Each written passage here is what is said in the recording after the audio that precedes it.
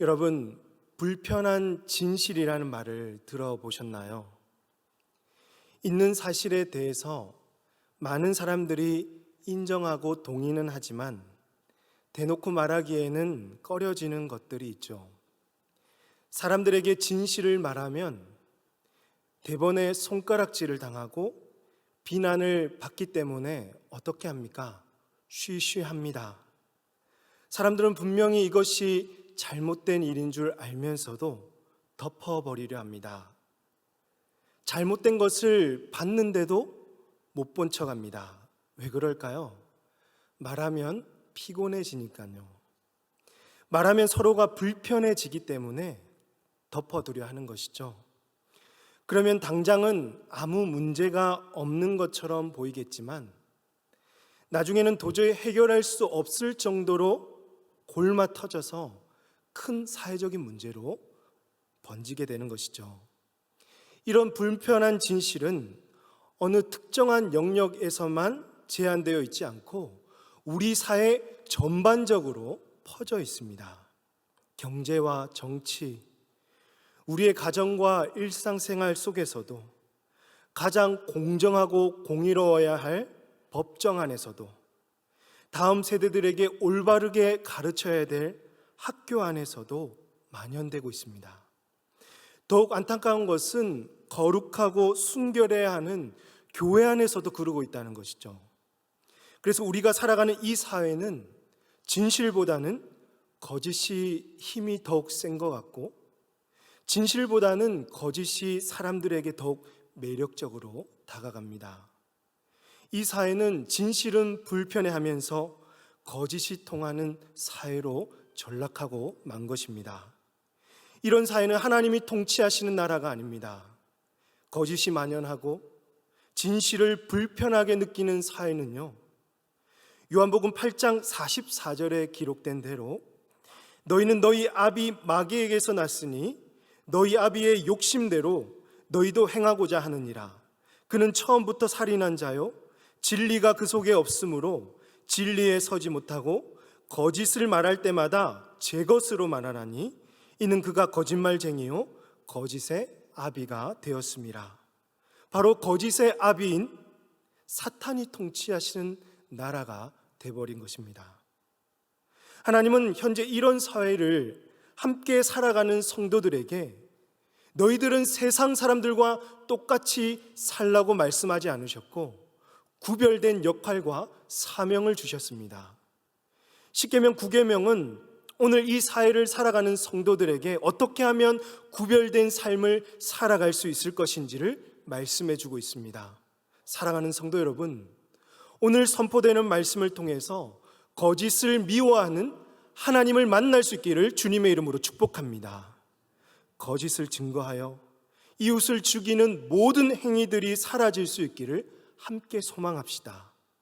하나님 닮은 성도는요, 일상에서 정말 진실한 사람이어야 하는데요, 매 순간 성도답게 진실을 말하고 성도답게 진실하게 살아가는 저와 여러분이 다 되시기를 주님의 이름으로 축복합니다. 십계명 9계명은 내 이웃에 대하여 거짓 증거하지 말라는 명령입니다. 여기서 거짓 증거하지 말라는 그 명령은요, 1차적으로는 진실을 말해야 하는 법정에서 위증을 해서 이웃을 해치지 말라는 의미죠. 어떤 증인이 법정에서 위증을 하게 되면 어떻게 될까요? 사람들과의 관계는 깨어지고 무고한 사람들이 심각한 해를 입게 되죠.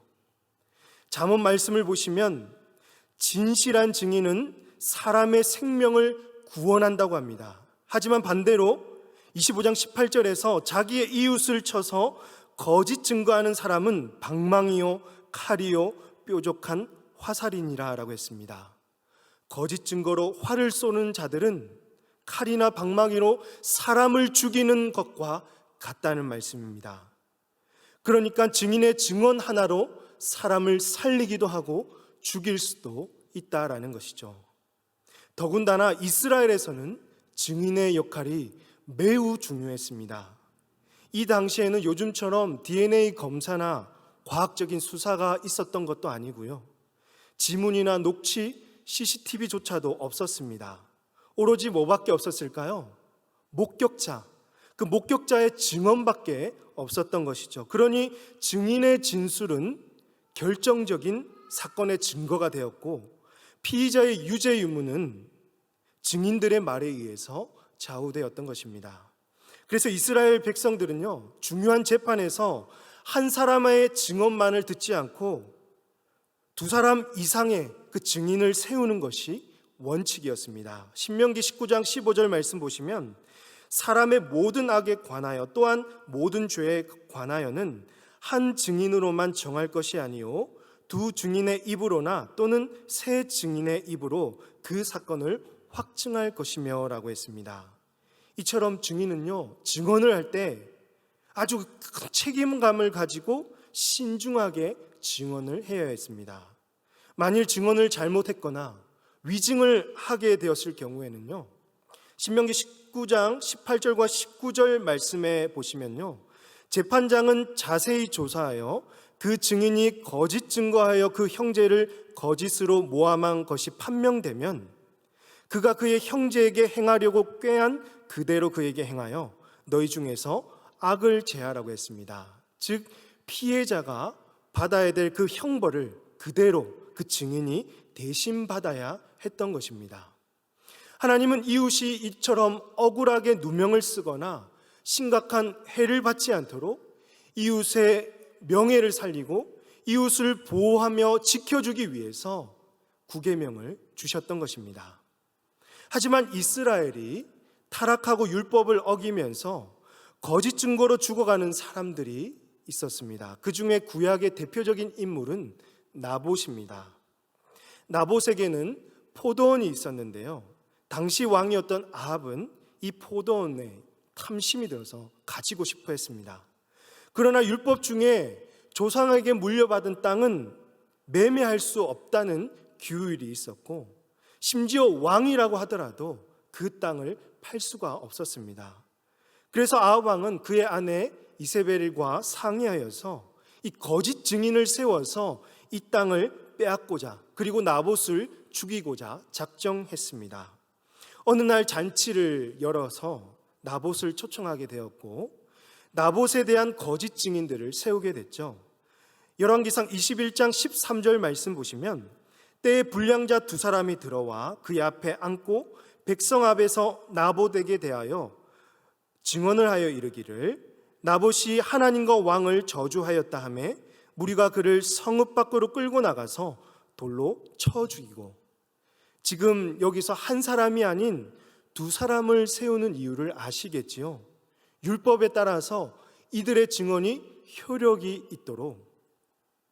생각해보면 이때는 두 사람이 마음만 먹으면 한 사람 매장하는 일은 아무 일도 아니었던 것 같습니다.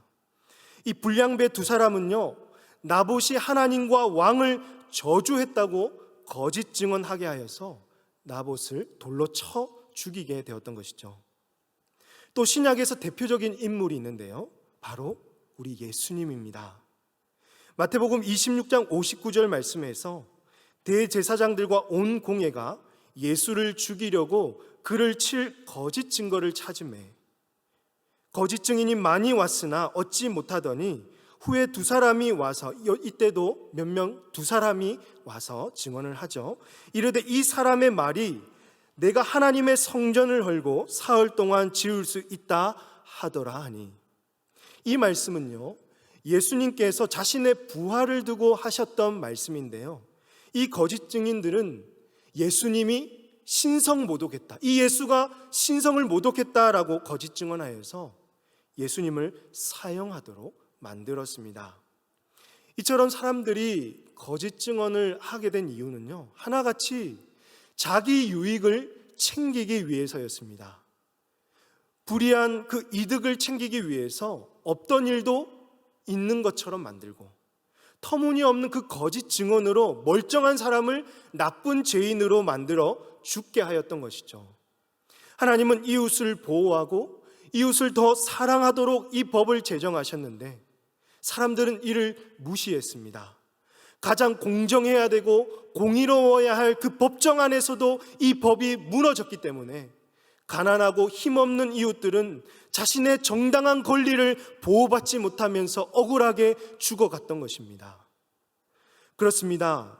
여러분, 이런 일이 어디 유대 사회뿐이겠습니까? 오늘 우리가 사는 이 사회에도 거짓 증거하는 일들이 얼마든지 일어나고 있습니다. 십계명, 구계명은 법정에서 거짓 증거하는 것으로 끝나지 않고요, 오늘날 이웃의 명예를 손상시키고 이웃에게 해를 끼치는 모든 거짓말에 해당합니다. 예를 들면 이런 것들이죠. 먼저 사람들을 험담하고 중상하는 일입니다. 즉, 하지도 않은 말을 마치 한 것처럼 근거 없는 소문을 퍼뜨려서 그를 헐뜯고 험담하고 고의로 거짓을 퍼뜨리는 거죠. 사람들은 어찌나도 그 남을 험담하는 것을 좋아하는지요. 잠언 18장 8절 말씀에서도 남을 말하기를 좋아하는 자의 말은 별식과 같아서 뱃속 깊은 데로 내려가느니라 라고 했습니다. 이 말은 남의 말하기를 좋아하는 사람은 이 별식, 특별한 음식을 먹는 것처럼 맛있게 야금야금 먹어서 뱃속 깊은 데로 내려가듯이 자신의 온몸에 영향을 미친다라는 뜻입니다. 말을 해도 좋은 것, 잘한 것 말하면 얼마나 좋겠습니까?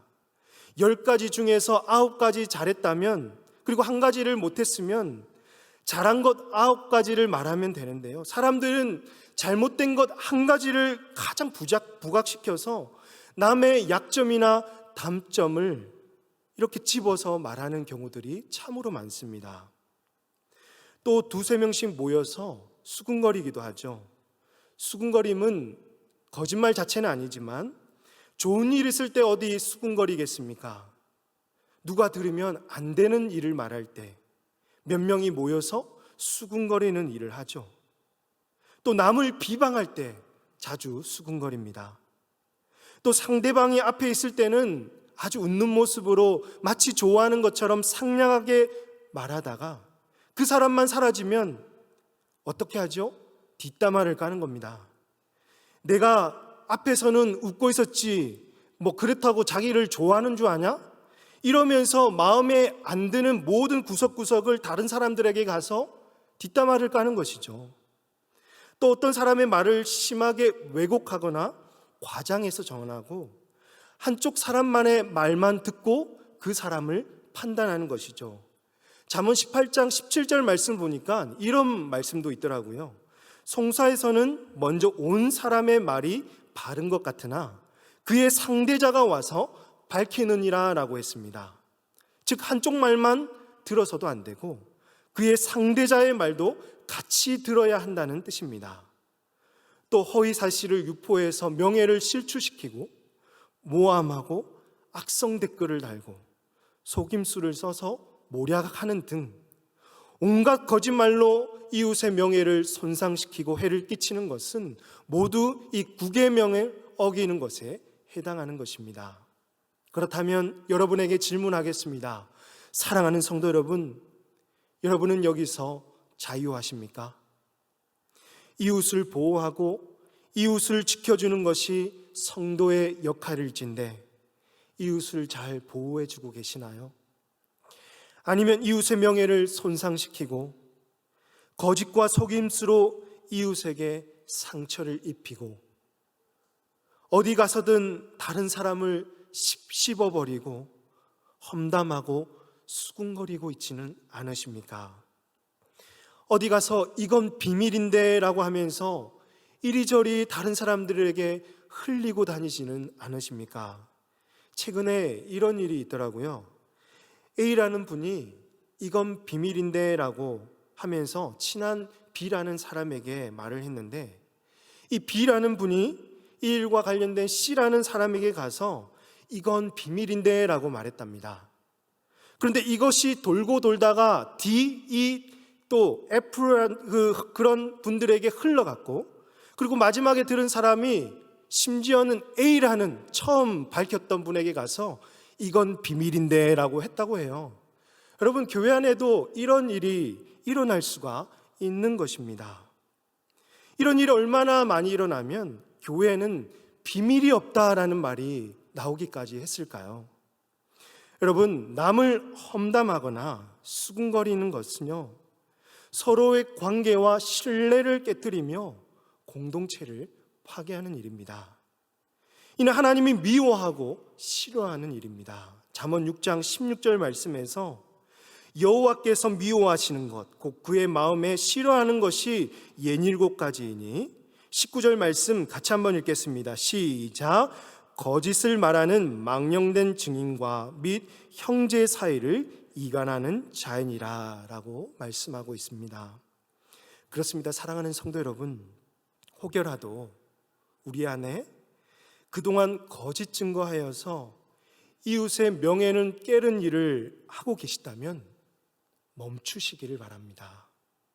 남을 험담하고 뒷담화를 까고 수근수근 거리고 형제 사이를 이간하여서 이웃들에게 상처를 주고 계시다면 이 모든 행동들이 다 사라질 수 있기를 주님의 이름으로 축복합니다. 이를 위해서 우리는 의지를 가지고 절제하고 하지 않으려는 수고와 노력을 끊임없이 해야 합니다.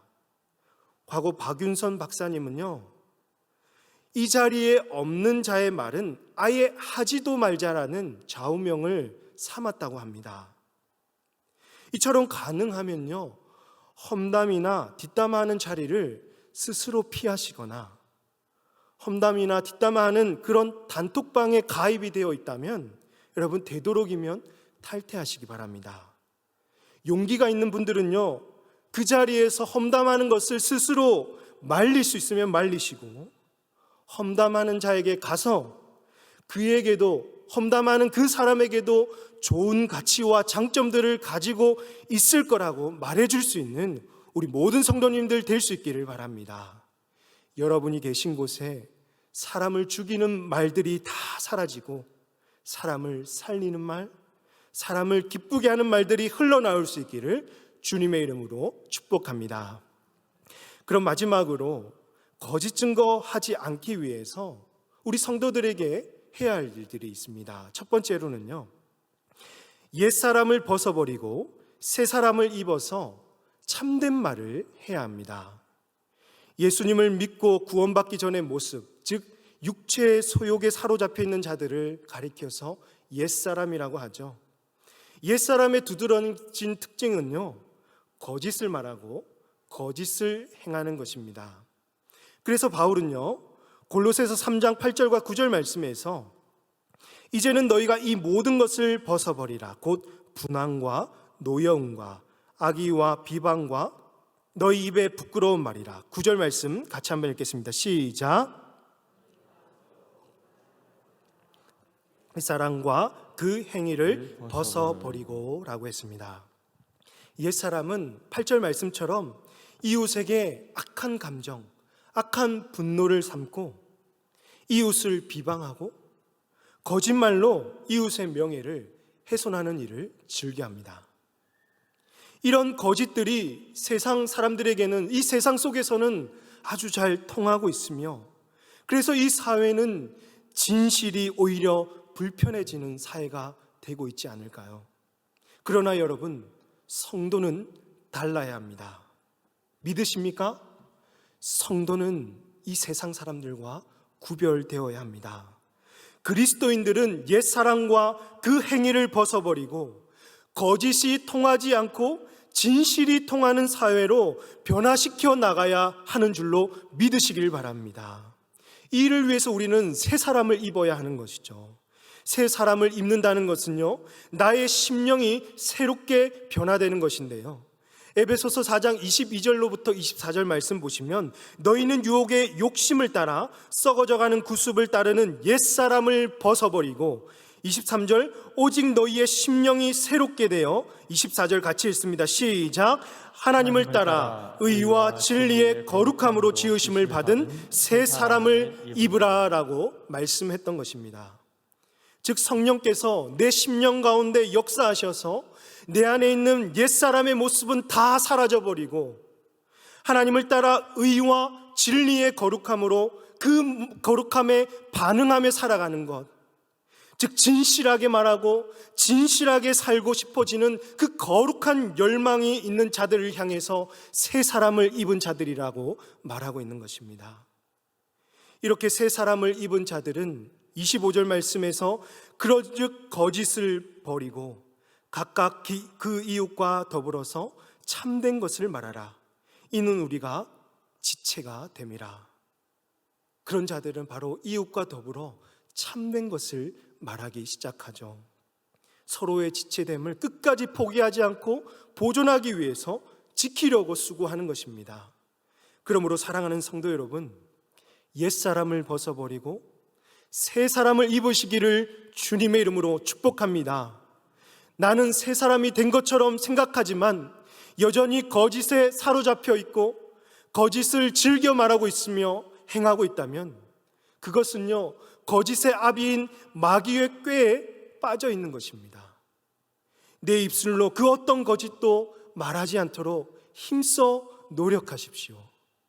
이웃과 더불어서 참된 것을 말하시고 무엇보다 예수님을 즐겨 말하시고 영혼을 구원하고 생명을 살리는 말들이 오늘 우리의 입술을 통하여서 끊임없이 흘러나올 수 있기를 주님의 이름으로 축복합니다. 두 번째로 하나님의 신적 성품인 진실함을 닮아가야 합니다. 새 사람을 입은 성도는요, 하나님을 따라서 의와 진리의 거룩함으로 새 사람을 입은 사람들입니다. 이런 성도에게는 하나님의 신적 성품이 흘러나와야 하고 하나님을 닮은 것을 그의 삶의 법칙으로 세워야 하는 것이죠. 그렇다면 우리가 믿고 닮아야 하는 하나님은 어떤 분이실까요? 무엇보다 하나님은요, 거짓이 없으시는 분이죠. 참되고 진실하신 분입니다. 민수기 23장 19절 말씀에서 하나님은 사람이 아니시니 거짓말을 하지 않으시고 인생이 아니시니 후회가 없으시도다 라고 했습니다. 마찬가지로 사무엘상 15장 29절 말씀에서도 이스라엘의 지존자는 거짓이나 변개함이 없으시니 그는 사람이 아니심으로 결코 변개하지 않으심이니이다 라고 했습니다. 또 로마서 3장 4절 말씀에서도 다 같이 읽습니다. 시작. 사람은 다 거짓되되 오직 하나님은 참되시다 할지어다 라고 기록되어 있습니다. 하나님은 거짓이 없으시고 거짓말을 하지 않으시며 오직 하나님만이 참되시고 진실하신 분이십니다. 성도는 하나님의 성품을 반영하고 있는 자들이기 때문에 성도의 가장 기본적인 표지가 무엇일까요? 바로 진실함이죠. 그래서 성도는요, 여러분 진실해야 됩니다. 어디서도 진실을 말할 수가 있어야 합니다.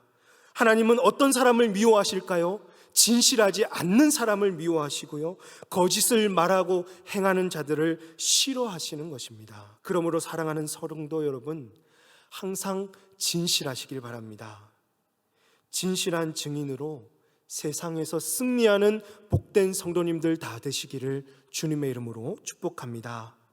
아무리 그 사람이 신앙이 좋아 보이고 찬양을 잘하고 재능이 뛰어나고 사역을 잘한다고 할지라도 진실하지 못한다면 그는 참된 성도가 될 수 없는 것이죠.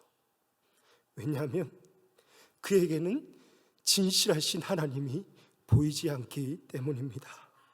여러분, 늘 기도하실 때 진실한 성도, 진실한 증인들이 되시기를 기도하시고 매일매일 진실하게 살아가시는 복된 성도들 다 되시기를 주님의 이름으로 축복합니다. 함께 기도하시겠습니다. 주여 진실하게 하소서. 주님, 우리를 진실하게 하여 주십시오. 오늘 하루도 진실함을 생명처럼 여기게 하여 주시옵소서. 우리 시간 함께 찬양하겠습니다.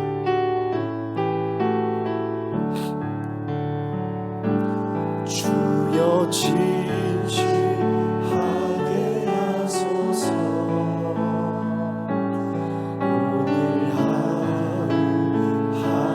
순간을 주가 주신 힘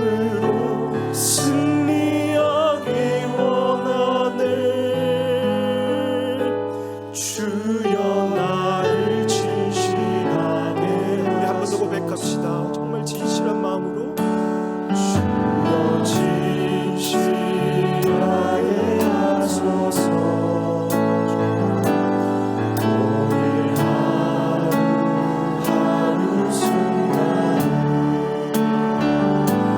주가 주신 힘으로 승리하기 원하네. 주여 나를 진실 우리 한 번 더 고백합시다. 주님 앞에 간절한 고백이 되기를 원합니다. 주여 진실하게 하소서. 오늘 하루 우리 진실함을 생명처럼 여기게 하여 주십시오. 주님 주가 주신 힘으로 승리하기 원하네. 주여 나를 한 번 더 고백합시다. 주여 우리를 진실하게 하소서. 주여 진실하게 하소서. 오늘 하루하루 순간을 하루하루 순간을 주가 주신 힘으로 승리하기 원하네. 주여 나를 진실하게 하소서. 진리의 성령님 오소서. 진리의 성령님 이 땅 흔들며 임하소서. 이 땅 흔들며 이 거짓이 만연된 이 거짓된 세상 속에 거짓과 탐욕 죄악에 무너진 우리의 가슴이 더욱 진실하게 하소서. 가슴 좁게 하소서. 오소서 은혜의 성령님 오소서. 은혜의 성령님 하늘 가르고 임하소서. 거룩한 불꽃 하늘로서 임하사 타오르게 하소서. 주여 위에 불등의 불길 타오르게 하소서. 주의 말씀 이 땅 새롭게 하소서. 은혜의 강물이 흐르게 하소서. 성령의 바람 이 땅 가득 불어와 흰 옷 입은 주의 순결한 백성 주의 영광 위에 이제 일어나 열방을 치유하며 햇빛 하늘 영광의 그날을 주 부흥의 불길 타오르게 하소서.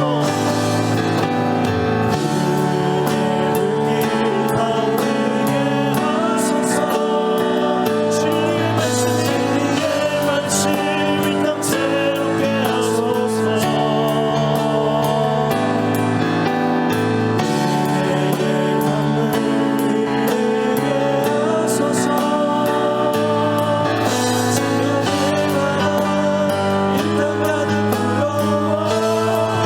흰옷 입은 그 진실한 주의 백성들을 흰옷 입은 주의 순결한 이 땅을 변화시킬 줄로 믿습니다.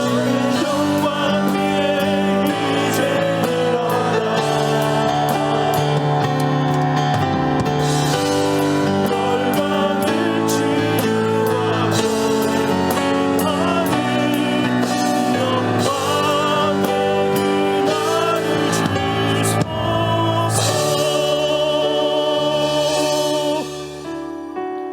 이 시간 우리 함께 기도합시다. 이 세상은 점점 더 거짓이 마치 진실처럼 되어 있고, 버젓이 거짓이 있는데도 모른 척하고 못 본 척하고 그냥 흘려보내고 있는 모습을 봅니다. 심지어 성도들조차도 말이죠. 이런 거짓된 세상에, 이 거짓된 세상을 변화시킬 수 있는 것은 뭔가 우리가 피켓을 들고 외쳐서 진실한 세상을 만들자 이런 것이 아니라, 성도 한 사람 한 사람이 우리에게 주어진 세상 속으로 가서 진실한 삶을 살아갈 때 그곳으로부터 변화되고 시작되어서 진실한 세상이 만들어질 줄로 믿습니다. 거짓을 즐겨 말하는 옛사람을 벗어버리고 정말 새 사람을 입어서 참된 것을 말하며 진실을 말할 줄 아는 우리 모든 성도들 되게 하여 주시옵소서. 하나님의 신적 성품을 닮아서 진실하게 말하고 진실하게 살아갈 수 있는 저희들 될 수 있도록 주님 은혜를 베풀어 주시옵소서. 거짓이 통하지 않는 사회를 소망하게 하시고, 진실이 통하는 사회를 이루기 위해서 온 성도가 진실한 삶을 세상에 비추는 저희 교회 모든 한국교회 성도들 될 수 있도록 이 시간 우리 주여 한번 외치고 주님 앞에 기도하도록 하겠습니다. 주여.